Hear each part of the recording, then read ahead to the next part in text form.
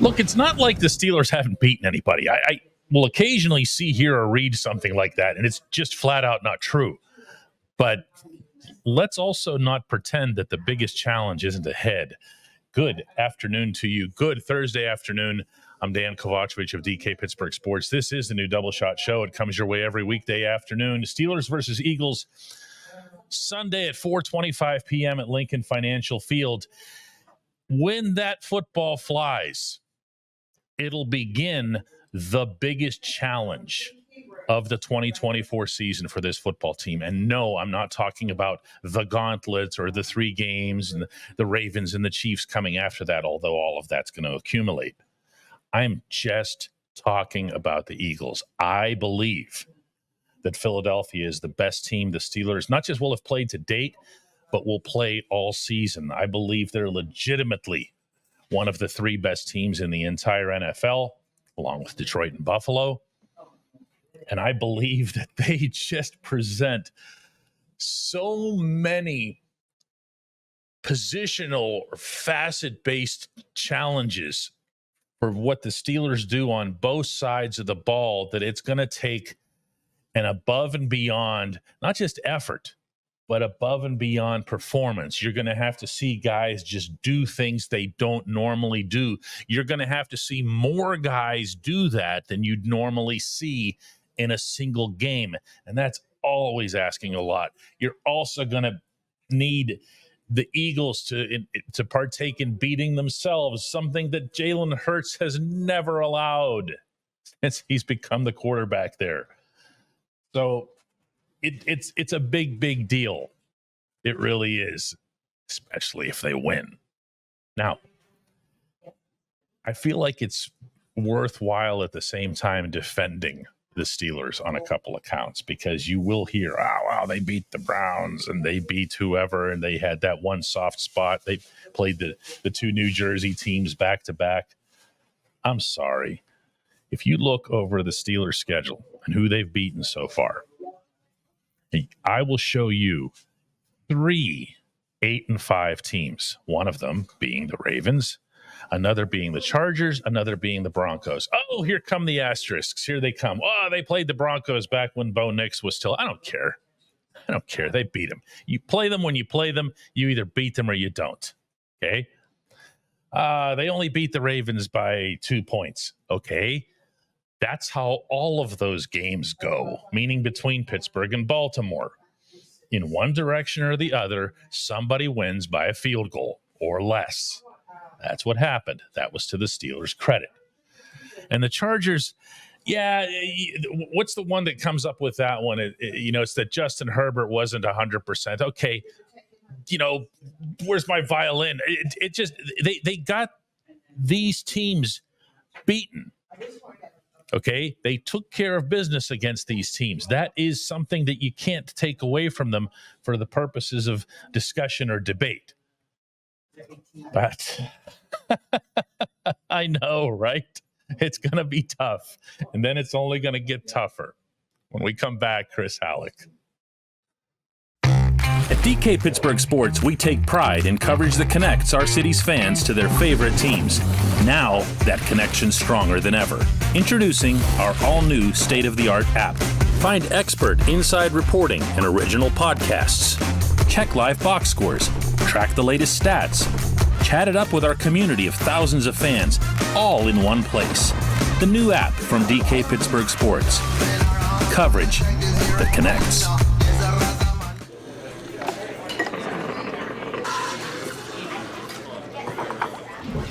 Joined now by Chris Halleck, who looks toasty over there on the south side, does he not? It's a little chilly, a little windy over here. Not that bad, I guess. Yeah, it's about 20 in normal temps, but then when that wind hits, it's hitting pretty hard today. The Steelers in preparation for a game in Philadelphia that probably won't be defined as much by the outer elements as it will be by the inner everything, meaning what's happening on the line of scrimmage or within a yard or two of the line of scrimmage. Chris, I know everybody always says, this game's going to be won in the trenches. Football's always won in the trenches.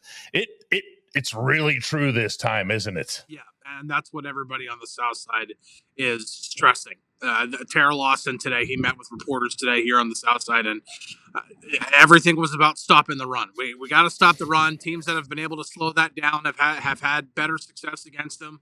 If you don't stop the run, you don't have a chance of winning. And Cam Hayward the same way. He's like, if you don't win in the trenches in this game, you don't have a chance of winning. That's just what everybody's saying here. Yeah. And here's a little bit of what Cam had to say today.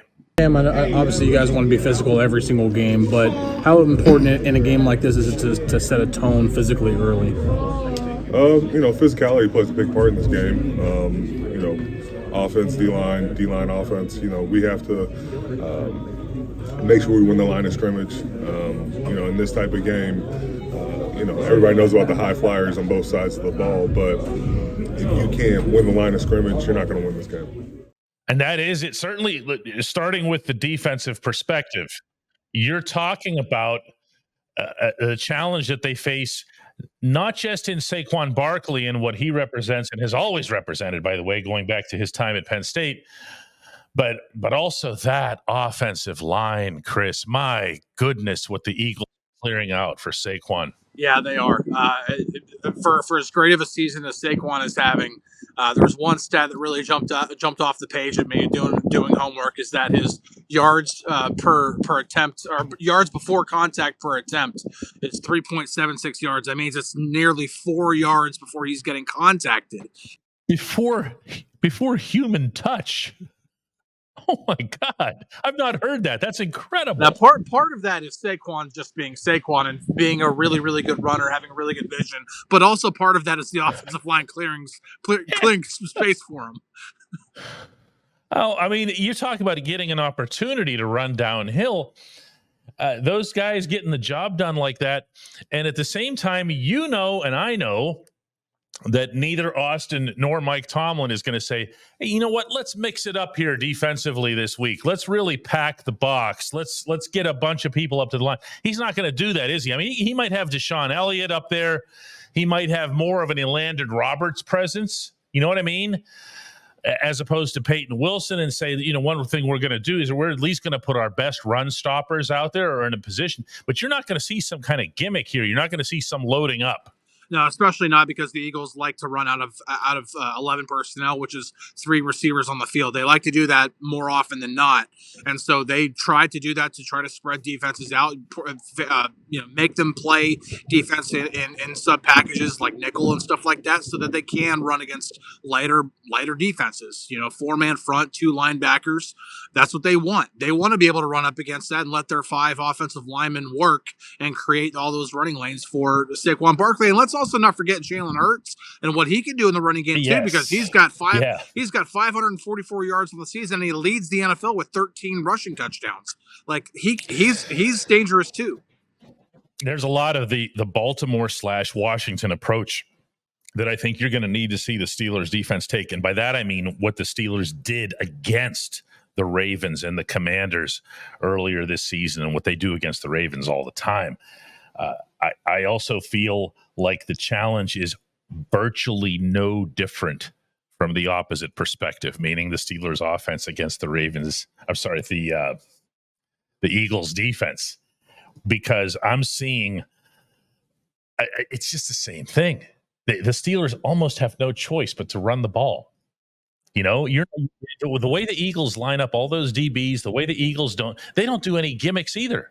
They're not bringing anybody up to the line of scrimmage. Like you said, they're going with basic personnel. They're doing all of this out of basic personnel. So they're going to cover your receivers, especially since you're probably not going to have George Pickens. Yeah, absolutely. And I think the way to go at this defense, because the Eagles like to run out of use 5 defensive backs in their nickel defense 81% of the time. That's how they want to play defense. So use bigger tight ends, or bigger packages with multiple tight ends. Your 12 personnel, 13 personnel. Use that kind of stuff to force the Eagles to either play more out of their base defense, which they can. It's just not their preferred way to do it. It's to try to make the defense uncomfortable and try to also just win, like we've been saying, win up front. Try and listen.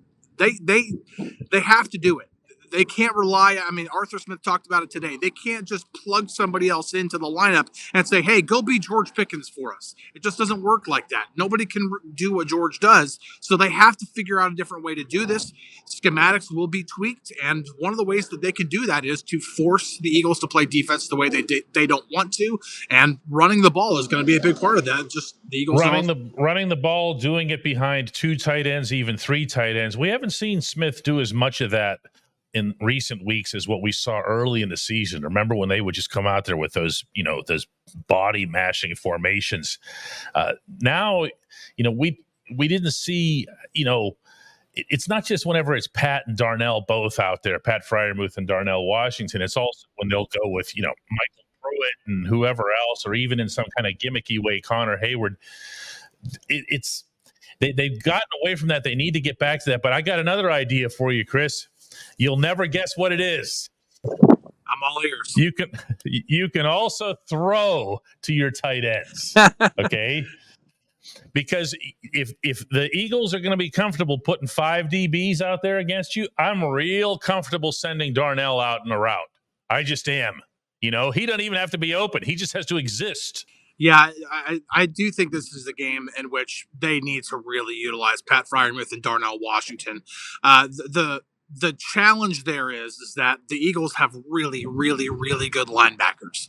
Really, really good linebackers. And the way I'm trying, man. I'm trying to find some kind of hole here. But no, they have everything. I think there is a way to do it. I think if they can force, use some of remember a couple of those passes, especially the one to Jaylen Warren where he swung out to the left and there was nobody out there. Well, nobody there. Use those type of things to force them to use their linebackers to cover the flat. That might help open up the middle of the field. There are ways for the offensive coordinator to open things up in the middle or even on out routes. Find different ways to use the tight ends so that they can get open, scheme them open, find ways to move the football down the field, 4 yards here, 7 yards there. If there's ever a week in which you can dink and dunk your way down the field, this is the week to do it. You just have to be able to do it efficiently. Oh, the Pat Freiermuth out routes. We saw them all summer long. And then the season started, and then they just disappeared. Chris, go get warm, man. Appreciate you. We'll be back with J1Q right after this.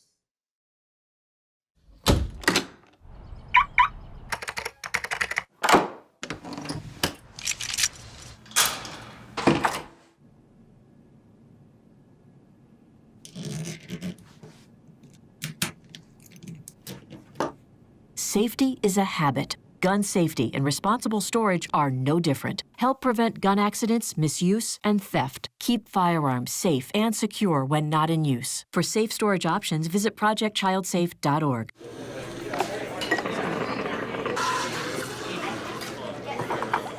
Time now for today's J1Q. Hi, I'm Gary Jones, and I have a very quick question. I see a lot of Pittsburgh Steeler numbers that are still being worn today by Hall of Fame players. Just kind of curious as to why they are not retired and showing up in this stadium. Thank you.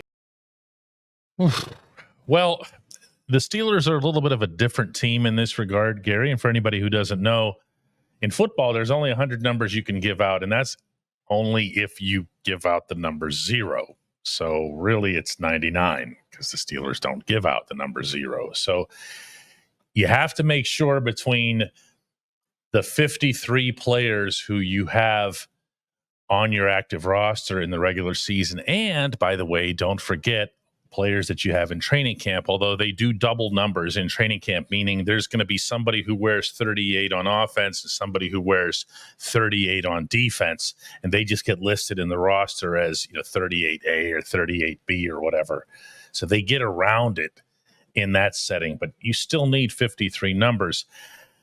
And you can't just go retiring everybody that you want to retire. The Steelers, for the record, officially have 3 numbers retired. The legendary Ernie Stautner at 70, Mean Joe Green at 75, and of course, the late Franco Harris at 32. Now, they also have numbers that have not been issued since that player retired, meaning there's kind of a discussion somewhere in the building that, of course, would have something to do with everybody all the way up to our Rooney, that there's just an understanding you're not giving this one out. We're not going to retire it, but we're not giving it out to anybody. And those numbers are, going to read them. Number 1, Gary Anderson. Number 7, Ben Roethlisberger. Number 12, Terry Bradshaw. Number 36, Jerome Bettis. Number 43, Troy Polamalu. Number 47, Mel Blount. Number 52, Mike Webster. Number 58, Jack Lambert. 59, Jack Ham. 63, Dermontti Dawson. And 86, Hines Ward. I don't know how many people realize that Ward's number hasn't been given out. But that's your group right there. So how many? I was counting here with my fingers here. 1, 2, 3, 4, 5, 6, 7, 8, 9, 10, 11. 11 plus the 3. So you've taken 14 numbers essentially already out of circulation. How many of those get retired, don't get retired, meaning the ones that are on the unofficially retired list? I don't know. My guess is that you're not going to see maybe anybody in that regard. If there'd be one that would leap off the list, to me, it would be Bradshaw, except that Bradshaw has just been, he's been such a lousy Steeler after the fact. Does that make sense? You know, he doesn't come to any of the events. He doesn't participate in anything.